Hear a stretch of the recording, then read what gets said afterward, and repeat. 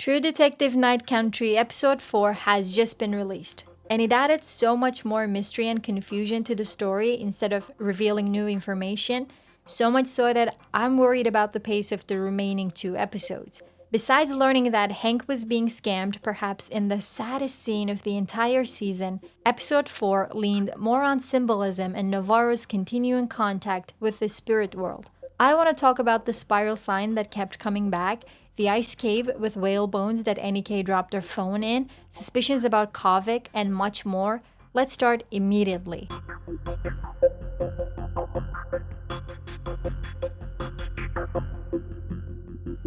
Did Qavvik take the stone?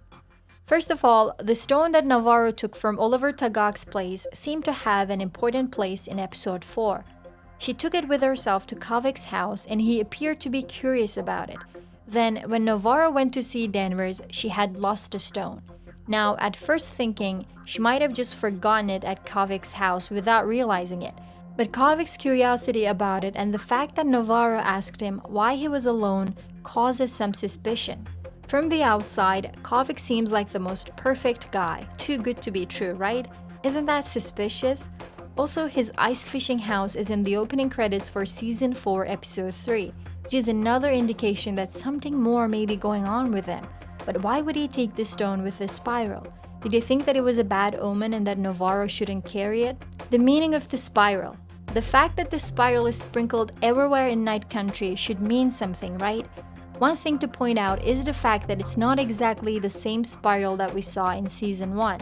The spiral symbol in Season 1 is drawn starting from the outside to the inside, whereas the tattoo and the other places where we saw the spiral in Season 4 have the symbol in reverse. It's like an inverted version of the symbol from Season 1. The only person who draws the symbol just like the one in Season 4 is Rose, which could mean she knows the spiral symbol from Season 1 but hasn't seen the one in Season 4, where we see it on Annie and Clark's body, on a dead researcher's forehead, or in Oliver Tagak's place. I mean, the spiral symbol, no matter where you begin drawing it, is an ancient symbol as old as time. It's a symbol that is seen everywhere in nature. One of the oldest examples of it is recorded in 3200 BCE in Newgrange. Archaeologists believe that the symbol is related to religion and venerating the dead. But in Season 1, the symbol was about eternal recurrence. Remember Rust saying that time was a circle and that events were doomed to repeat themselves over and over. In Season 4, the symbol could mean a whole lot of other things. It could refer to death that has been happening in Ennis. We heard that all the stillborn children in town. But another guess would be the spiral symbolizes the ancient microorganism that Clark and his friends were trying to find in the ice.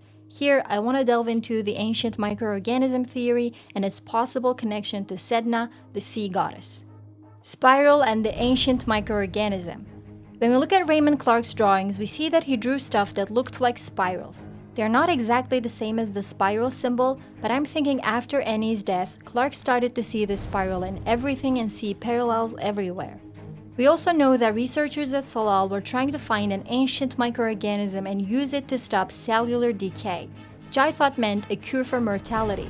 So while they were drilling in the ice, perhaps in one of the ice caves NEK ended up in, they found the thing they were looking for.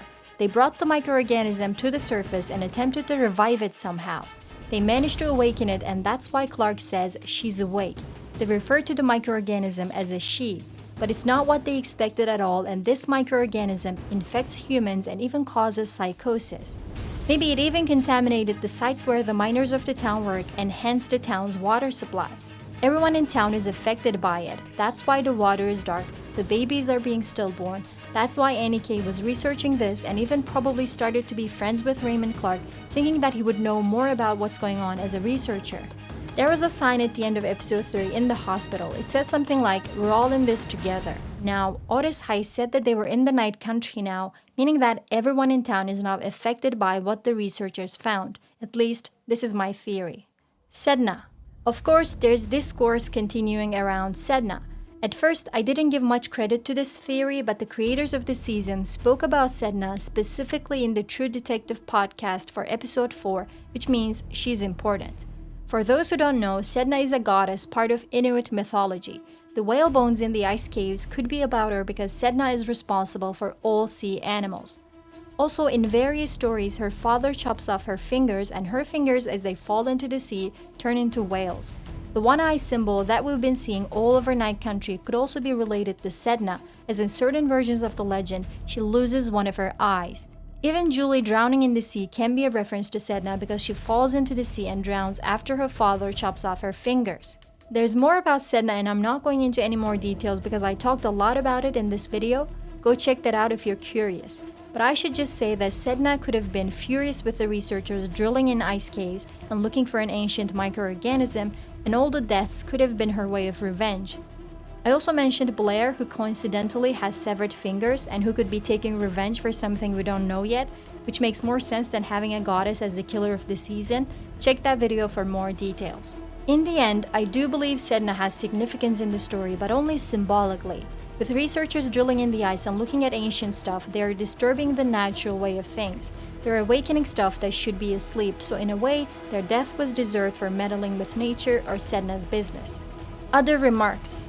I could go on and on about various theories because there are so many angles and different possibilities, but I think it's wise to stop here before I get too crazy about all these potential killers.